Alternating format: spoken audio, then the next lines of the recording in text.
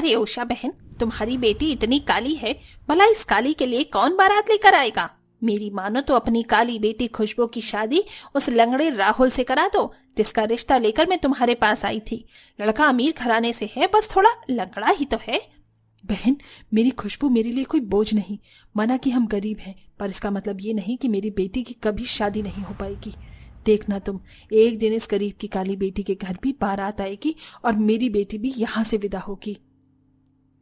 और जब दरवाजे पर बारात आएगी तब उसका स्वागत कैसे करोगी बहन? एक गिलास पानी से?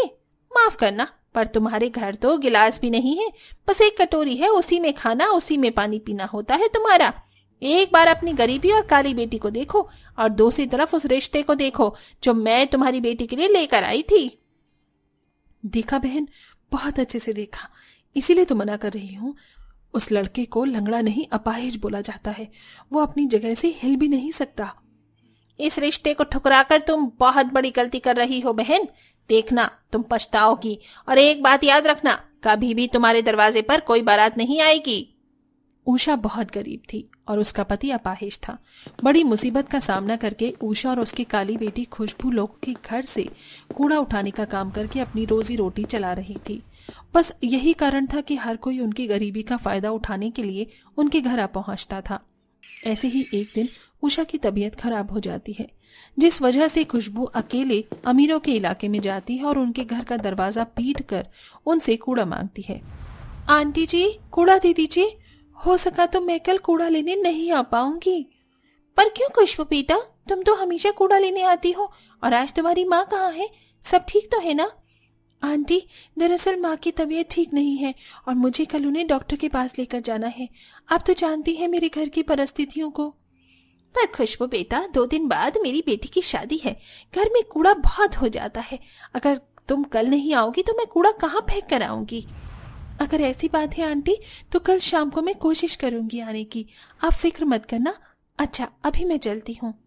इतना बोलकर खुशबू आसपास के सभी लोगों के घर से कूड़ा लेकर वहां से जाने लगती है। पर तभी रास्ते में एक बड़ी सी गाड़ी उसके सामने आकर रुक जाती है और उसमें से विशाल नाम का एक लड़का उतरकर खुशबू से कहता है, मैं भी देखता हूँ आज तुम मुझसे बात कैसे नहीं करोगी। आखिर वो मौका मुझे मिल ही गया जिसका मुझे बेसब्री से इंतजार था। विशाल, तुम इस तरह मेरे आगे पीछे मत घुमा करो, अब मेरा रास्ता छोड़ो। तुम्हारा और मेरा कोई मेल नहीं है, और अगर किसी ने हमें एक साथ देख लिया तो लोग बातें बनाएंगे। किसने कहा हम दोनों एक दूसरे के लिए नहीं बने हैं? आखिर तुम मुझे अपना क्यों नहीं लेती? क्या कमी है मुझ में? मैं अमीर हूँ, स्मार्ट हूँ, पढ़ा लिखा हूँ। मैं उन सभी लड़कियों का ड्रीम हूँ जो लड़की मुझ जैसे लड़के के सपने देखती है, और एक तुम हो जो मुझसे दूर भागती रहती हो। विशाल, यही तो परेशानी है कि तुम स्मार्ट हो, गोरे हो, अमीर हो, और मैं एक गरीब घर की लड़की। मेरा रंग देखा है, मैं कितनी काली हूँ। लोग मुझे काला कौवा, काला तवा और पता नहीं किस किस नाम से पुकारते हैं।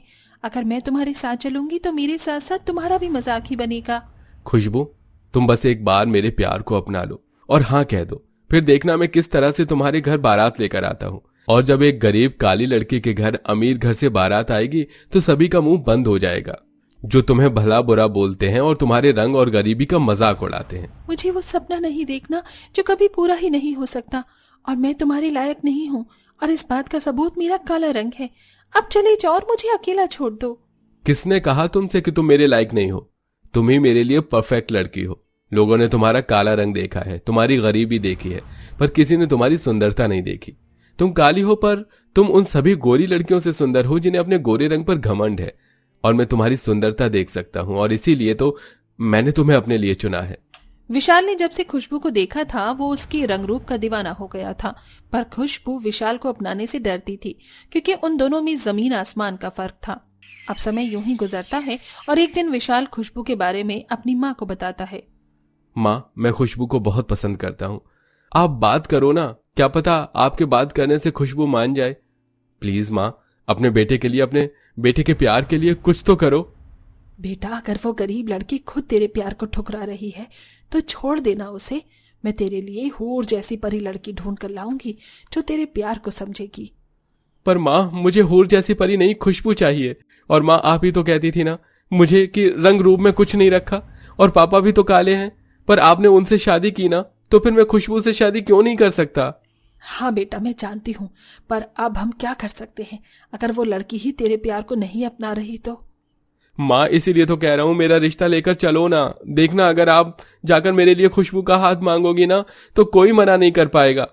प्लीज मेरे लिए एक बार चलो। अगर ऐसी बात है तो हम कल ही खुशबू के घर जाएंगे। अब खुश? हाँ माँ, मैं बहुत खुश हूँ। अपने बेटे की खुशी के लिए तो मैं कुछ भी कर सकती हूँ। पार्वती विशाल से बहुत प्यार करती थी और वो अपने बेटे की खुशी के लिए कुछ भी कर सकती थी। इसीलिए बिना कोई देरी करे अगले ही दिन पार्वती अपने बेटे का रिश्ता लेकर खुशबू के घर पहुंच जाती है। बहन जी प्लीज, आप तो इस रिश्ते के लिए मान जाइए। अगर आप मान जाओगी तो खुशबू भी मान जाएगी, और मेरा वादा है आपसे, शादी के बाद भी आपकी बेटी बहुत खुश रहेगी। पर बहन, मुझ गरीब के पास इतने पैसे नहीं है कि मैं अपनी बेटी की शादी कर सकूं, और एक गरीब काली लड़की के घर इतने अमीर घर का रिश्ता आएगा तो लोग क्या सोचेंगे? लोग क्या सोचते हैं इसके बारे में आप मत सोचो, ये हमारा काम नहीं है। उन्हें सोचने दो जो उन्हें सोचना है। आप बस यही सोचो कि आप अपनी बेटी की जिंदगी और बेहतर कैसे बना सकती हो। मैंने कभी सपने में भी नहीं सोचा था कि मेरी खुशबू के लिए इतने अमीर घर का रिश्ता आएगा। वो दिन मेरी खुशबू के लिए बहुत खास होगा, जिस दिन मेरी गरीब बेटी के लिए हमारे दरवाजे पर अमीर घर से बारात आएगी। उषा इस रिश्ते के लिए मना नहीं कर पाती और विशाल और खुशबू का रिश्ता तय हो जाता है। इसी तरह से कुछ दिन बीत जाते हैं और देखते ही देखते शादी का दिन आ जाता है। पर उषा के हाथ में 10 रुपए नहीं होते कि वो अपनी बेटी के लिए एक बिंदी भी खरीद सके। और तभी वहां कुछ औरतें आती हैं और उसे ताने देने लगती हैं। बहन, आज तुम्हारी बेटी की शादी है। तुमने इतने बड़े घर से रिश्ता तो जोड़ लिया, पर तुम्हारी इतनी भी हैसियत नहीं कि तुम 10 रुपए की बिंदी भी अपनी बेटी को दे सको। देखो, तुम्हारी बेटी अब भी फटे पुराने कपड़े में घर में बैठी है और बहुत जल्द तुम्हारे दरवाजे पर बारात आने वाली है। अब कैसे करोगी अपनी बेटी की शादी? बहन, भगवान ने मेरी बेटी के लिए बहुत कुछ अच्छा सोच रखा है।